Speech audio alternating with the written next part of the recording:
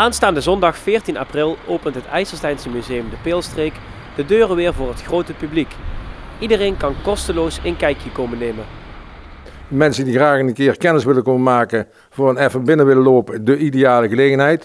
We gaan vanaf 1:30 gaan we open en om 2 uur hebben we dan een optreden van Goethe-Fix, Mim Kuhne uit Geisteren.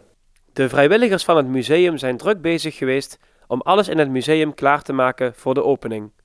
Wij zijn een museum wat probeert een beetje alles te laten zien zoals het leven op het platteland eruit zag tot ongeveer globaal 1950. Dus dat is dan voor een groot gedeelte het boerenleven, maar je had ook allerhande kleine ambachtslieden op het platteland, zoals de smid, timmerman, bakkerij, kuipenmakerij. Allemaal die mensen die dus ook hun kost verdienden op het platteland om de zaak daar draaiende te houden. En daar hebben we een hele uitgebreide collectie van waar mensen kunnen zien hoe dat werkte. Het museum kenmerkt zich door de diversiteit aan attributen die er door de decennia heen verzameld zijn.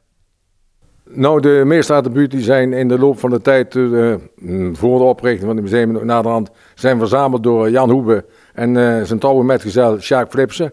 Die hadden een fijne neus ervoor wanneer er ergens iets vrij kwam.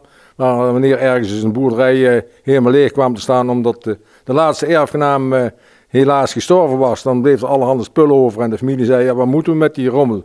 En dat spul, daarover ontfermde Jan Hoebe zich dan met Sjaak Flipsen. En die hebben ervoor gezorgd dat het hier een fijn plaatsje in het museum kreeg, allemaal mooi netjes opgeborgen. Museum De Peelstreek is van april tot oktober op zaterdagmiddag geopend van 1:30 tot 4. Aanstaande zondag start het programma ook om 1:30.